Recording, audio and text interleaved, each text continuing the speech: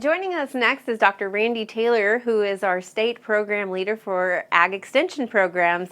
And Dr. Taylor, I know a lot of people are talking about all the hemp hype that's going on around the state, and several people are coming into our extension offices. What is it that OSU can provide to these people that may have questions? Well, we're going to provide as much education as we possibly can on a crop that we really don't know a lot about in the southern Great Plains.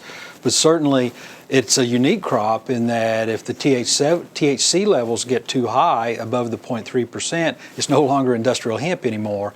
And there's really no easy way to tell if it's crossed that threshold or not. So plant samples are kind of off the table for us, because we don't know if it is industrial hemp or if it is the THC levels are too high and now it becomes actually marijuana. Right. So if somebody walks in with just some plant tissue, we don't know whether that's a legal substance or an illegal substance that they're carrying in, and we don't want to be a part of illegal activity, right? Of course. No, certainly not. And not to pass judgment to say, hey, this is or it isn't, but we just don't know. Yeah. And so because of that, we're going to turn all plant samples away. So if you want to send a sample through the forages lab, it's going to get turned over to OSU PD.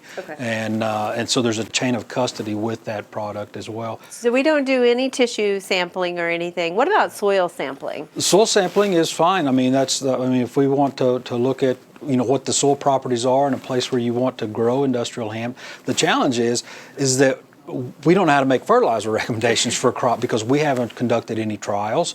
We can draw on information from other states, but making that recommendation for what kind of fertilizer you might want to use, we just don't know that. We don't have the ability to do that. Right. There's not enough research specific to Oklahoma here that's been done with our Oklahoma soils. So. And even the southern Great Plains, if we want to go out, beyond that, there's certainly some stuff east of here and maybe Colorado and some other places, but we just really don't have the knowledge to make a good fertilizer recommendation for that crop in Oklahoma. And now I know some universities and colleges that have a plant science department, they are doing kind of the subcontractor program like Langston.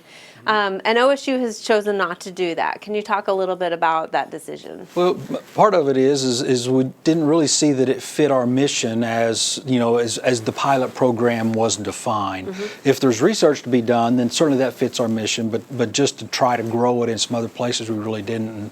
And with the budget cuts that we've taken over the last few years, it's really challenging for us to think about redirecting resources to something new, when in fact we're trying to serve some of the more traditional things as well as we can. Right, we're maybe not at the budgetary time to expand our research and our program potentially. No, but and who knows? I mean, now with the 2018 Farm Bill, which I think there's a lot of confusion about that as well because it's not been implemented yet.